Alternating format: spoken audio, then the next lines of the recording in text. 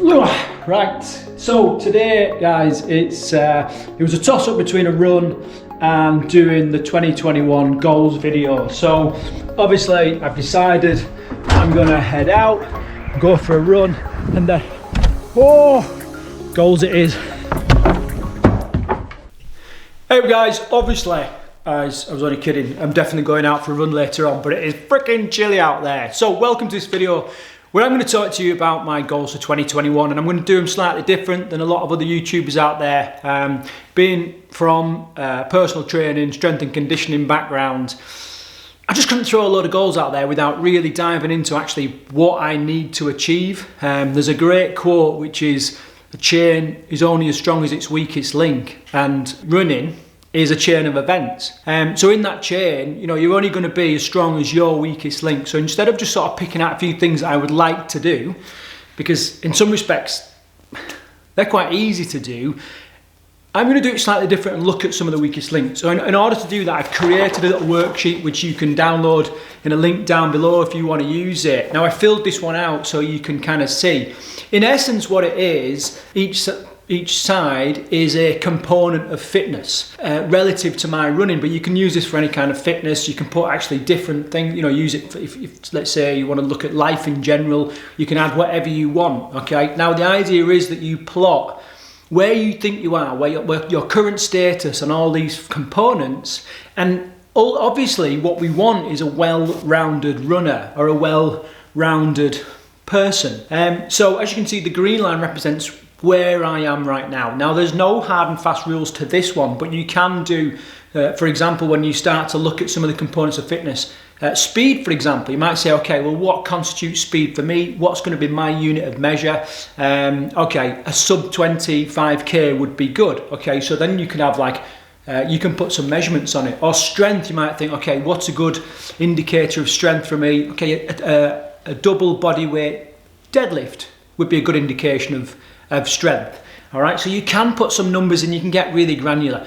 I've never really been one for that, and let's face it, I'm never going to be an incredible athlete or an incredible runner. It is a hobby to me. It's something I very much enjoy and I love the adventures, but I just need to be strong enough to get through. You know, I just want to compete in most things, complete most things, so I just need to keep myself fit and healthy, and that's what this is about. So basically in the middle there is absolutely dad's pants, okay, and then coming out, this is like uber amazing, excellent, incredible, elite level.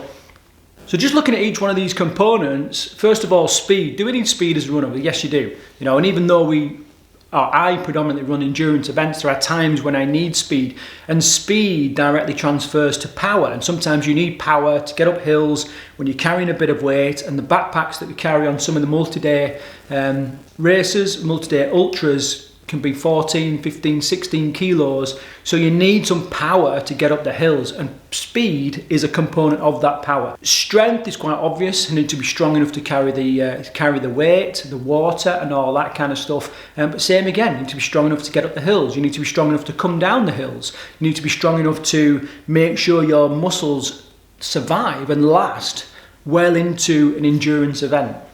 Agility, you might be thinking, well, do you really need that? But on a lot of these events you do, as you're hopping over routes on the trails, or you know, dodging other runners or whatever it is. But when you start doing ultras like the Jungle Ultra in the Amazon, you know, it takes a lot of agility to kind of get through that.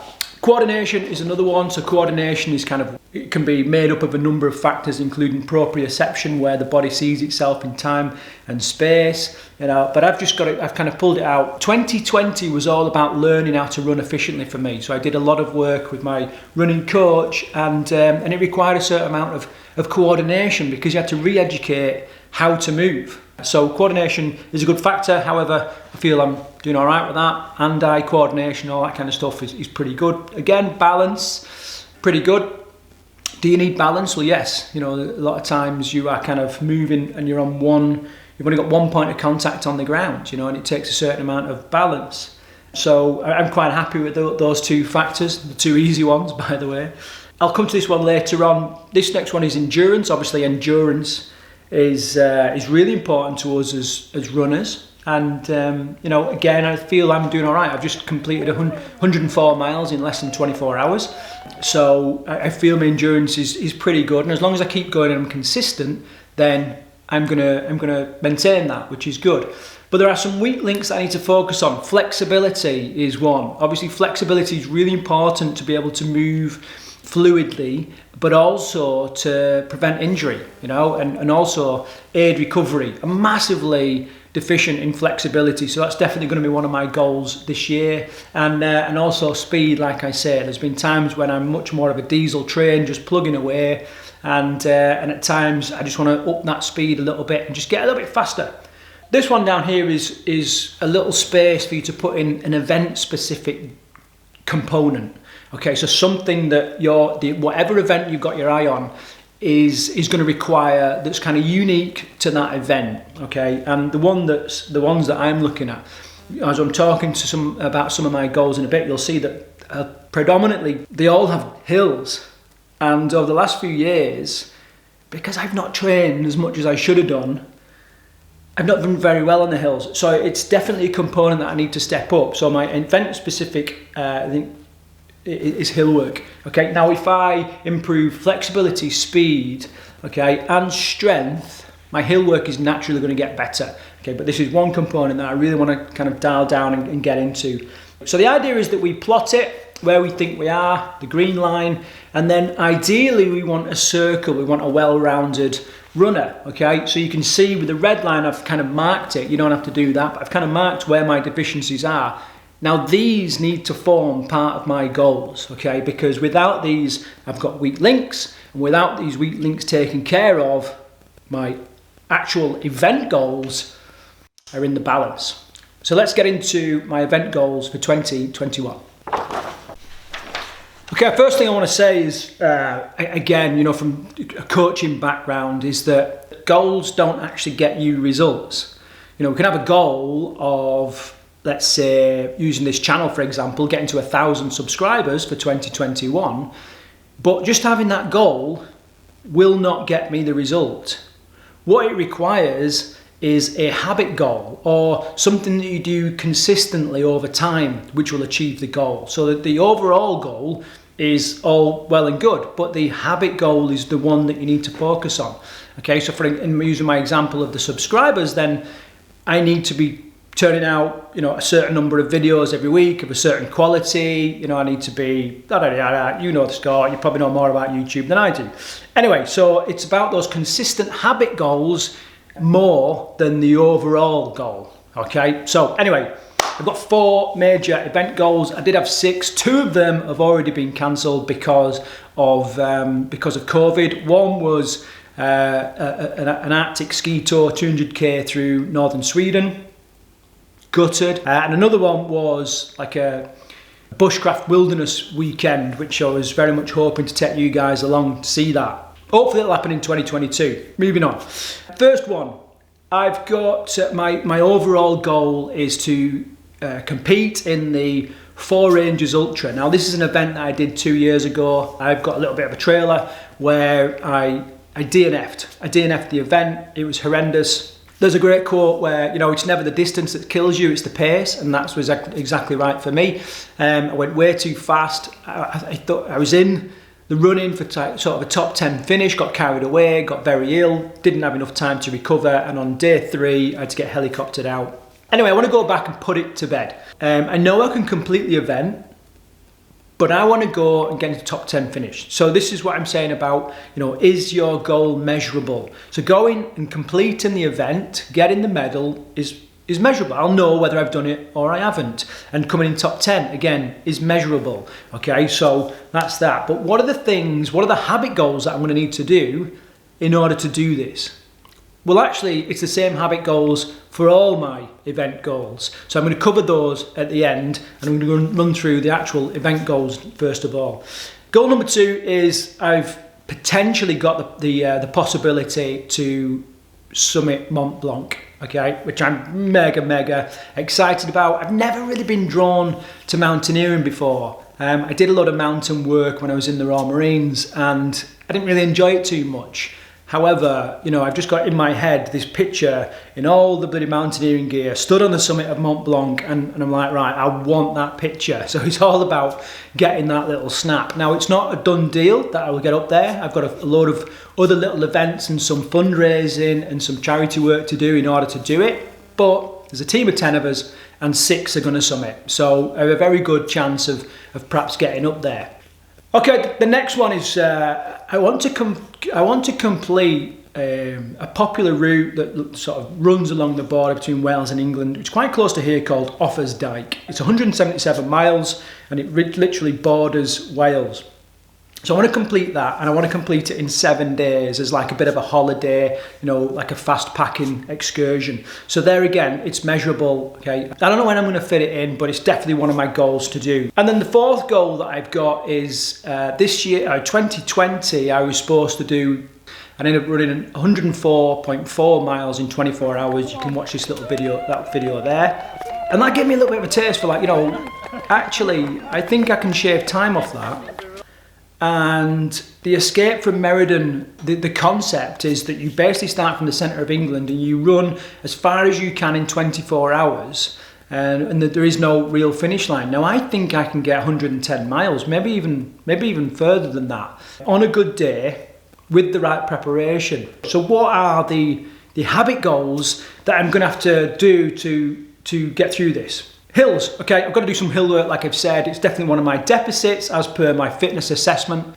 So I'm going to include at least one hill specific session a week and also include hills in my long run every week. All right, so it doesn't sound like much, but generally I'm just going to start looking for hills instead of actively avoiding hills, which I may have been guilty of before. Sorry, coach. What else? Another thing is that with all my everything that I'm doing right now and the work that I'm doing with my coach, as long as I'm consistent with that, then I'm going to have a good chance of hitting all these goals. But the two things that are kind of deficient that I really need to work on, one is leg strength and the other one is flexibility, like I've said. Both can be really important for injury prevention, but also performance further down the road, and both incredibly important for when you're doing multi-day stuff, whatever it is. And obviously 3 out of my 4 events is like a multi-day things. So the habit goals that I need for that is strength and conditioning work. I'm lucky enough to have a strength and conditioning coach that actually works for me, so I can do some sessions with him and get some programming with him. And they should take care of everything. As long as I keep going and I don't get any major setbacks and COVID does one, then should all be good. And obviously this video wouldn't be complete unless I spoke about some of the goals for this channel. Now my obvious next milestone is to hit 1,000 subscribers, but you know, what are the habit goals that I want to, that I need to do to achieve that? Well, I think something that works well for me are like personal challenges, like quitting coffee for 30 days. This month I've got a couple of challenges going on. I'm doing 30 days sugar free. I haven't had any refined or added sugar for since the start of January. And I'm also doing what's called January Bastard. So basically January 1st you do 1k, 2nd 2k, 3rd 3k, you can kind of see the pattern, all right, all the way until eventually you're doing 28k, 29k, 30, 31k. So I'm doing that, and obviously I'll produce videos on those. And I think those little challenges,